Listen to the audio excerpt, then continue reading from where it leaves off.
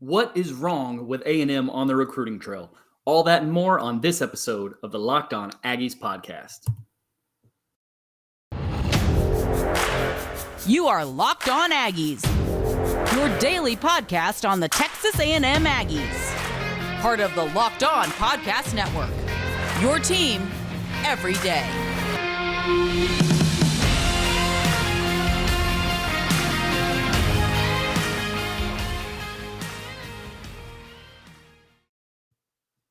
What's up, everybody? Welcome to the Locked On Aggies podcast, part of the Locked On Podcast Network. I am your host, Joey Ikes. Thanks for making Locked On Aggies your first listen every day. We are free and available wherever you get your podcast. Let's get right into it. For fans, it has been a tough week on the recruiting trail for the Aggies. We have seen a series of very high-profile A&M targets commit elsewhere. And it's been a roller coaster ride for fans. We talked about Jaden Rashada going to Miami and Tony Mitchell going to Alabama over the weekend. We followed that up with Jonte Cook and Harris Sewell going to Texas and Clemson, respectively. And then on top of that, we follow it up with a Johnny Bowens decommitment from A&M to reopen his recruitment after a recent visit to Oregon. So fans, needless to say, are freaking out. But the real question is, do the folks inside the building in College Station feel the same way? My theory is that they probably don't. And we're basically going to spend this entire show talking about why. So first, they picked up a commitment earlier in this week from Damien Sanford. We talked about that. They are very excited about that commitment. He is going to rise in the rankings. He's going to become a 4-star player before the end of the cycle, and he's going to be what winds up being a very big pickup on the defensive side of the ball at the second level. And so then if we look at the 2022 class, this record-setting, amazing class, and use that as a barometer for how we should feel about recruiting on July 1st, just some information. A&M recruited and had 30 players join their program through the 2022 class. Of those 30 players, 20 of them committed after July 1st of 2021. So a year ago today, we had only 10 players committed, and only one of what wound up being the top 10 of the A&M class, Connor Wigman, had committed before July 1st. Other than that, everybody else in the top of the class committed after July 1st. That means Walker Nolan, Shamar Stewart, Evan Stewart, Lebius Overton. We understand that story happened late because of a reclassification, which, you can, if you want to consider Lebius as part of this 2023 class, that's a huge boost to this class. Gabriel Brownlow Dindy, Denver Harris, Chris Marshall, Jacoby Matthews, Anthony Lucas, Anai White, Bryce Anderson, all of these guys committed after July 1st of 2021. So why are we freaking out? Are they behind where they were in 2021? Yes, absolutely they are. Because Connor Wigman is a 5-star player who was a top 30 or so recruit in the country last year in 2022. He was one of the top handful of quarterbacks in the class. They had him committed very early. He was the centerpiece, cornerstone player in the recruiting class in 2022. They don't have that guy locked in quite yet. They don't have a player inside the top 50. The highest ranked player in their recruiting class right now for 2023, is Bravion Rogers, who according to 24/7 is the 54th ranked player in the country. So they do have 2 players in the top 100. They got 2 players really in the top 75 between Bravion Rogers and Javon Thomas, but they are behind where they were in 2022.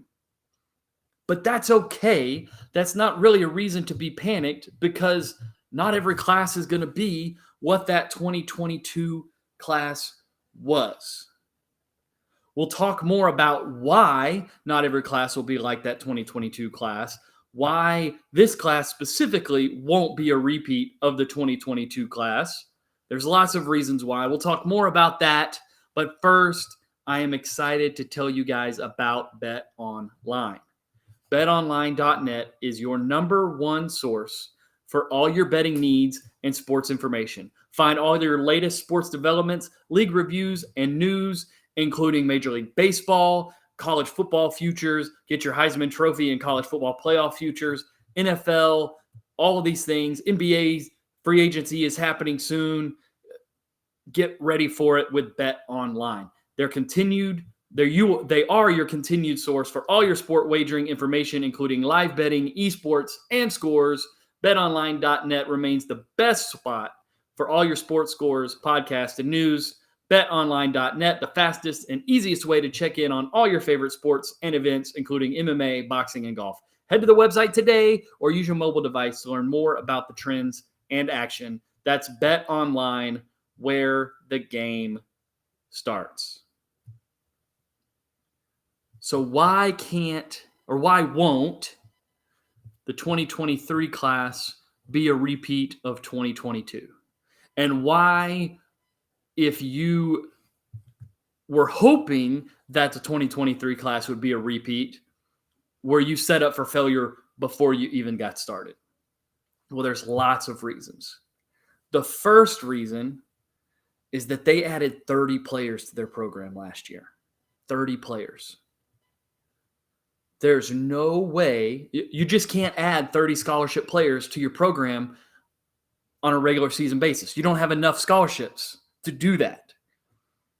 So they were going to have a smaller class this year.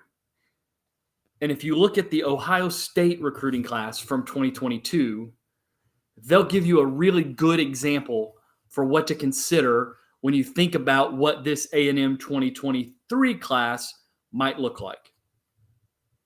So Ohio State finished fourth in the 24/7 rankings in 2022.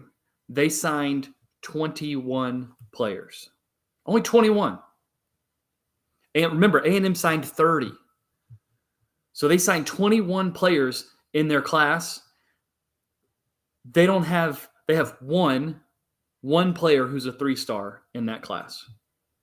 One player who is a 3-star, and only about 4 players outside of the top 300 recruits. Quality over quantity. That is the focus. That has to be the focus. When you sign a class like what A&M did in 2022, you are not going to follow it up with another class of 30 commitments. They're focused on quality. So in 2022, at this point in time, they had 10 recruits signed. That wound up being a third of their class, 33% of their class. If we assume that their target for 2023 is 21, 22 players in the same neighborhood as where Ohio State wound up, right now they're at 6 commitments. They were at 7 this week before Johnny Bowens decommitted. They felt like, in terms of numbers, they were in a very similar spot, percentage of the class-wise, at this point in the recruiting cycle for 2023 as where they were in 2022. Is the Johnny Bowens decommitment a step back? Yes, absolutely. He's a fantastic player. You want him to be part of your class. He says A&M is still part of his top 5. Hopefully he's telling the truth. Hopefully A&M still has a legitimate opportunity to win that recruitment battle. I wouldn't count on it. We will wait and see. But when you take this focus of quality over quantity, the way A&M has, you are going to have to wait longer in order to get these commitments in. And remember what I said, all except for Connor Wigman, the entire top 15 players in the A&M class last year committed after July 1st.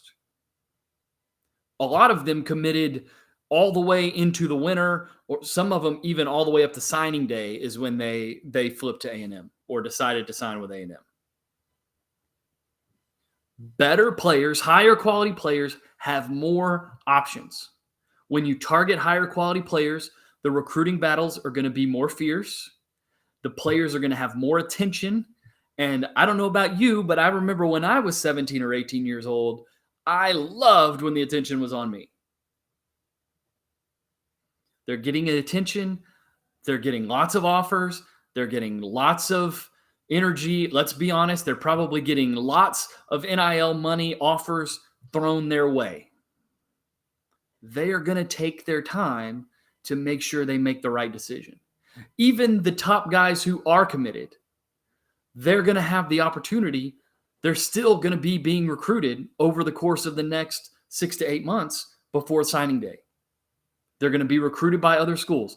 Zachariah Branch was in College Station this past weekend. He's been committed to USC since Christmas. So these better players are going to have more options. They're going to be harder to flip off of the schools that they commit to, and you're going to have to wait longer. Zachariah Branch, it's going to take moving heaven and earth, both from a recruiting standpoint in terms of what the coaches do and in an NIL standpoint in terms of what the collective can do to flip him off of USC. Same thing with Tony Hill. They're still in contact with Tony Hill, but it's going to take heaven and earth to flip him off of Alabama. But that doesn't mean that the recruiting class is going to be worse because of it. I heard Billy Lucci use a phrase on one of their videos over at TexAgs recently. He used the words, and I love this analogy, filling up on bread. So we've all been to the Italian restaurant. We've all been there when they bring the bread to the table. Or, shoot, we live in Texas, a lot of us. We're all Aggies. You go to the Mexican restaurant, and they bring the chips and salsa. You don't even have your entree yet. You're not even eating what you came there to eat. But you're going to sit there, and you're just going to shove bread or chips and queso down the hatch. And that is what a lot of the commitments and the recruiting that's happening for some of these schools is right now. They're filling up on bread. If we're going to talk about A&M recruiting and why it's felt so hard this week, we have to talk about Texas. So if we're talking about Texas, let's look at these numbers. The Texas class has 17 commitments already. 17. Remember, A&M only had 10 players committed at this time last year. 17 commitments. Yes, some of those recruits are extreme high-level recruits. Arch Manning is Arch Manning. Jonte Cook and Derek William Getz were big for them. Those were, you could call them head-to-head wins over A&M early in the 2023 recruiting process. 6 of the 17 commitments that Texas has right now are 3-star prospects ranked outside of the top 500 prospects nationally by 24/7. Outside the top 500, 6 of them. So 30% or more, almost 40% of the class that they have in place right now is 3-star recruits outside the top 500. They have the high end, and then they have the very, very low end. They are filling up on bread. There is the Manning factor. I can imagine being a dad of a 17 or 18-year-old kid and the phone ringing and it being Peyton Manning or it being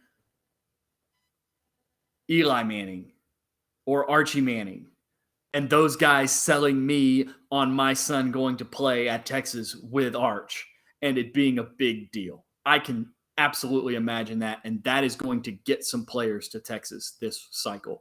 Absolutely. But right now, Texas is filling up on bread. They want to have a huge recruiting class this year because this is Sark's first full recruiting cycle through. They've got to have a big class. Texas is not concerning to me in terms of A&M's ability to continue to be a national recruiting power at this point. We'll talk about what A&M can do to continue to build some momentum in the recruiting cycle, what the next month to 2 months looks like from a recruiting standpoint for A&M. We'll talk about that here in just a moment. Okay, so what can A&M do to build some momentum through the month of July, or what can happen for A&M to build some momentum through the month of July and into the season? For me, there's two names that could fall in the next few weeks that would be really big gets for A&M because it would show the sign that there's momentum in the class still. And it starts with Austin Novosad, the four-star quarterback who is at Elite 11 this week, and from all reports is having a fantastic week and showing that he has been extremely underrated. So why did it take A&M to get this long into the recruiting process before they offered Austin Novosad? It's been a week, maybe 10 days since they offered Austin. There's a few reasons there. Austin is an A&M legacy.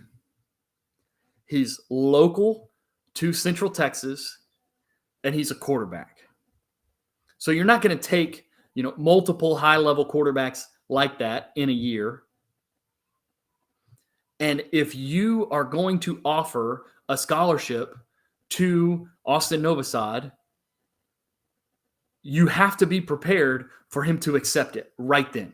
You have to be ready for him to take that offer and commit right away. He's got to become the quarterback centerpiece of your class as soon as you offer it.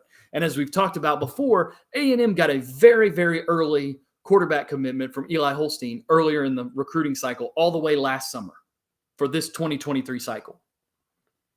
So if they were going to offer another quarterback, it couldn't be a four-star from Central Texas.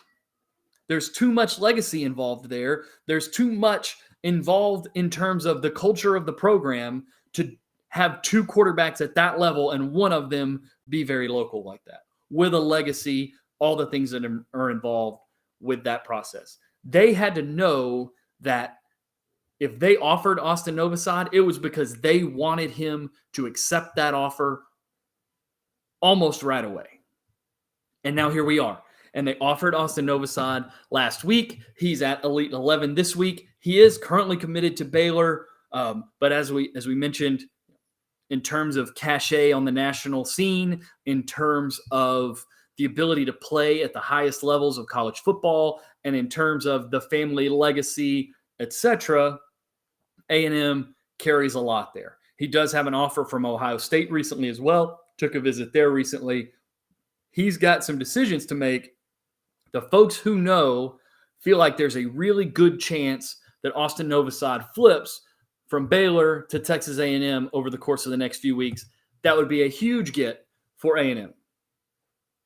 Another position that has to be a focus of this 2023 class is the offensive line.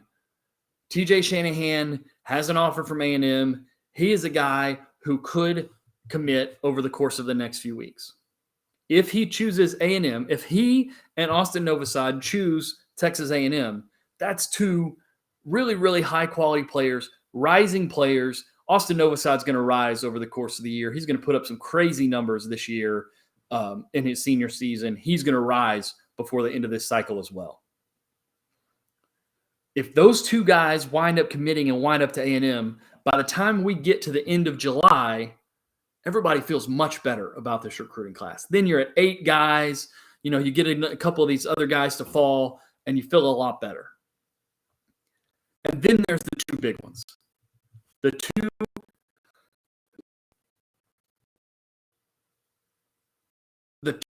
key in this recruiting class, from my standpoint, outside of the quarterback, Austin Novosad, who is extremely important.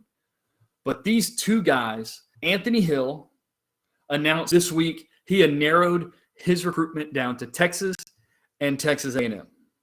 This is a straight-up head-to-head Jimbo Fisher versus Steve Sarkisian recruiting battle for a Texas-based defensive recruit. A&M feels really good about where they're at. Texas feels really good coming off of Hill's visit there this past weekend. That's going to be a huge, huge commitment. In addition to that, David Hicks, the top recruit in the state of Texas, the top defensive lineman in the country, the fifth or so national recruit in the country overall. There are some predictions that say he's going to wind up at A&M. We don't have a timeline there. He did go to the same high school, or does go to the same high school as Damien Sanford. So there will be a guy playing on his unit with him on defense, on that state championship level defense there in the Katy area, who can serve as a recruiter right there at A&M. If A&M lands Hill and Hicks later in the summer, early in the fall, on top of landing Austin Novosad and TJ Shanahan later in the summer, now we're talking about another really, really high-level recruiting class. And then we get into the last week of July. We have the A&M pool party. If you follow A&M recruiting at all, you know about the legendary pool party that happens at the end of the summer every year that tons and tons and tons of recruits come to. That is a huge aspect in the way they recruit. There were some of these guys from this 2023 class who came to the pool party last year. There will be more who come this year. There will be some 2024 guys. There will be some 2025 guys potentially there. But this is going to be a huge event. Everybody looks to this event for what it means for A&M recruiting for the season. And then we get into the actual season. And very early in the year, there are two really spectacular opportunities for A&M to show what they have on the recruiting trail. Miami comes to College Station, comes to Kyle Field on September 17th. That game is nationally televised on ESPN in primetime.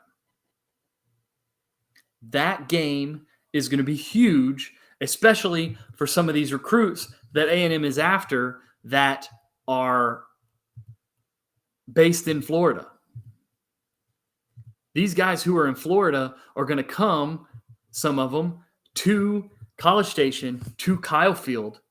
If you've been to Kyle Field, you know what that atmosphere is like. If you've been to Kyle Field in College Station for a night game, you know what that atmosphere is like. These guys are going to be there. They're going to have the opportunity to take that in. If A&M has the opportunity, or if A&M takes advantage of that opportunity, goes out and beats Miami by 10 points, 2 touchdowns, multiple scores, plays a really great game, that atmosphere takes over, those kids take that in, that is going to be a huge game.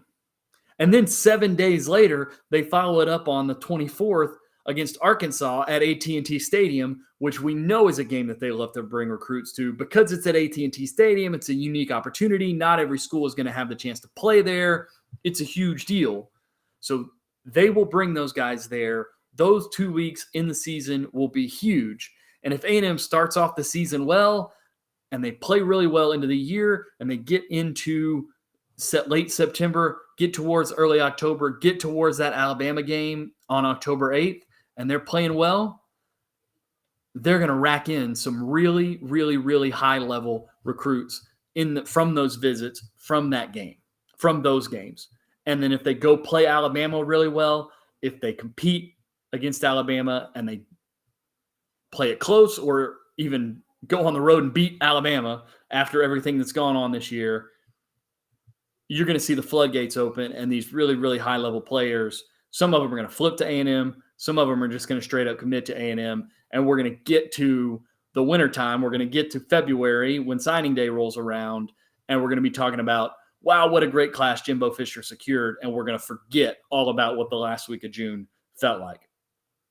So, guys, thank you so much. That is the show. Thanks for joining me today. You can find me on Twitter at Joey Ikes. and you can read my writing about all things A&M, recruiting, basketball, football, all of it at aggieswire.usatoday.com. You can follow the show on Twitter at Locked On Aggies, and please subscribe to the show on your podcast platform of choice, and check out our YouTube channel, Locked On Aggies, as well. Be sure to subscribe, hit that notification bell, rate and review us on your podcast, on your YouTube, leave a comment, all those sorts of things. Tell your friends, help us on the algorithm. We are excited to join you through the rest of the summer, through the recruiting cycle, into the fall, into the football season, all the way year round. Now that you've made Locked On Aggies your first listen of the day, get more on the SEC by making Locked On SEC your second listen of the day. Every day, Chris Gordy, your host, and the local experts of Locked On take you across the SEC in 30 minutes. Make Locked On SEC your second listen. That's Locked On SEC.